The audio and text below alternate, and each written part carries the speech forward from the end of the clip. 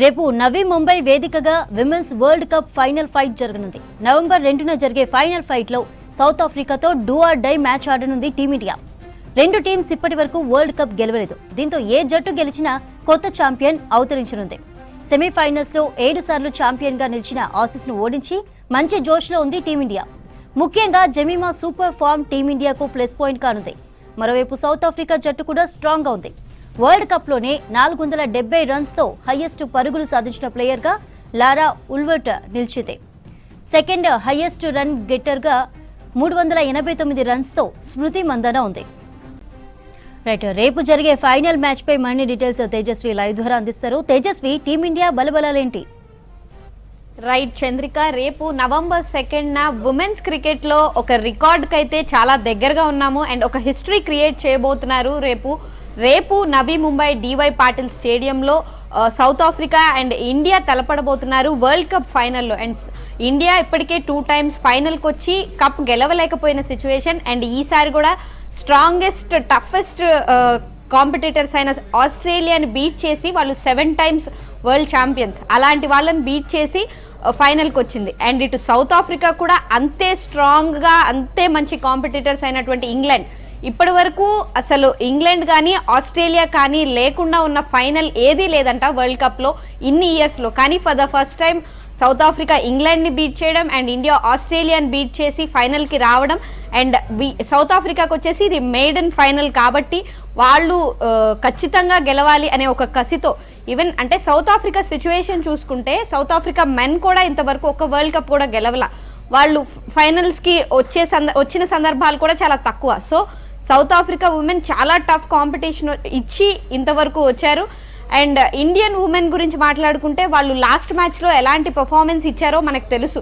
So ఆ winnowing ఆ ఫీల్డ్లో ఉన్నారు కాబట్టి, అండ్ ఇది మన ఇండియాలో జరుగుతుంది కాబట్టి ఇండియాకి అదొక అడ్వాంటేజ్ అనే చెప్పుకోవాలి.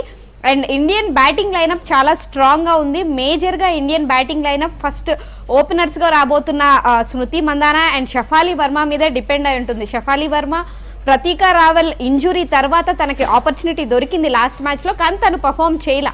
అంత బాగా పర్ఫామ్ చేయకపోవడానికి రీజన్స్ ఎవరూ పెద్దగా డిస్కస్ చేయలేదు, ఎందుకంటే మ్యాచ్ గెలిచేసాం కాబట్టి.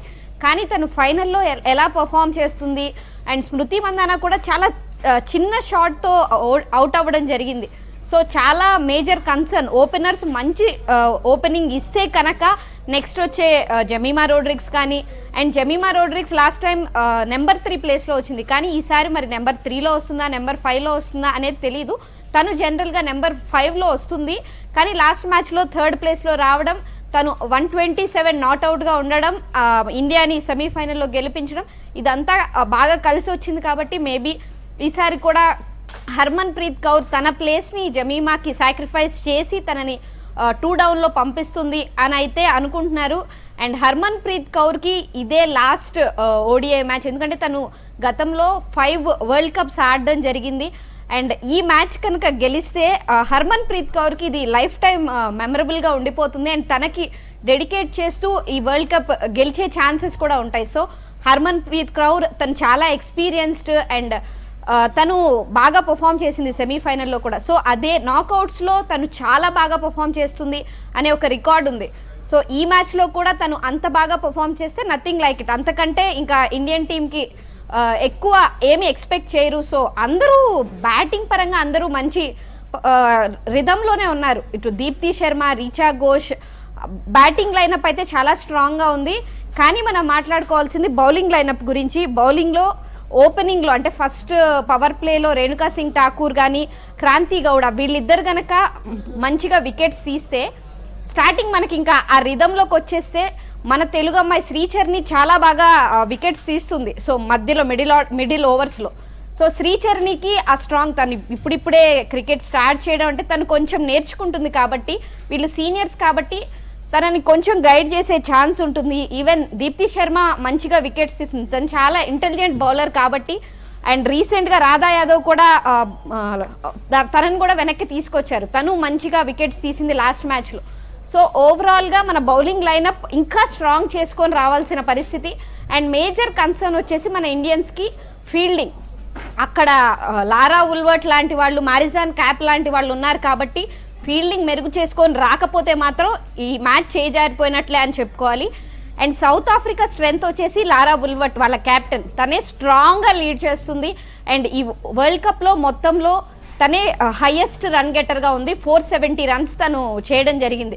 సో తను ఈసారి కూడా అదే ఫామ్ చూపిస్తుంది. అండ్ మ్యారిజాన్ క్యాప్ తను కూడా చాలా ఎక్స్పీరియన్స్డ్.